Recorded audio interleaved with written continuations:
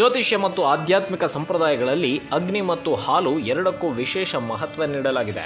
ಅಗ್ನಿಯನ್ನ ಶುದ್ಧೀಕರಣ, ಶಕ್ತಿ ಹಾಗೂ ದೈವಿಕ ಸಂಪರ್ಕದ ಸಂಕೇತವೆಂದು ಪರಿಗಣಿಸಲಾಗುತ್ತದೆ.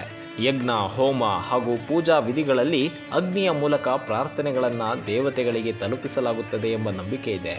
ಹಾಲನ್ನ ಪವಿತ್ರತೆ, ಸಮೃದ್ಧಿ, ಶಾಂತಿ, ಚಂದ್ರನ ಕಾರಕ ವಸ್ತುವೆಂದು ಪರಿಗಣಿಸಲಾಗುತ್ತದೆ. ಶಿವಲಿಂಗಕ್ಕೆ ಹಾಲಿನ ಅಭಿಷೇಕ ಮಾಡುವುದು, ದೇವರಿಗೆ ಹಾಲನ್ನು ನೈವೇದ್ಯವಾಗಿ ಅರ್ಪಿಸುವುದು ಹಾಗೂ ಕೆಲವು ಆಧ್ಯಾತ್ಮಿಕ ಆಚರಣೆಗಳಲ್ಲಿ ಹಾಲಿನ ಬಳಕೆ ಶುಭಕರವೆಂದು ಹೇಳಲಾಗುತ್ತದೆ.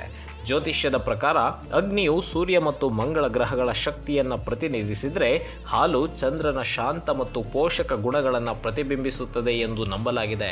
ನಿಮ್ಮ ಯಾವುದೇ ಸಮಸ್ಯೆ, ಮಾಟ ಮಂತ್ರ, ವ್ಯಾಪಾರದಲ್ಲಿ ನಷ್ಟ ಹಾಗೂ ಇನ್ನಿತರೆ ಗುಪ್ತ ಸಮಸ್ಯೆಗಳಿಗೆ ಕೂಡಲೇ ಸಂಪರ್ಕಿಸಿ ಶ್ರೀ ಸಾಯಿ ವಿಷ್ಣು ತಾಂತ್ರಿಕ ಗುರೂಜಿ, ಶ್ರೀ ಗಣಪತಿ ತಾಂತ್ರಿಕ ಸಿದ್ಧಿಪೀಠ.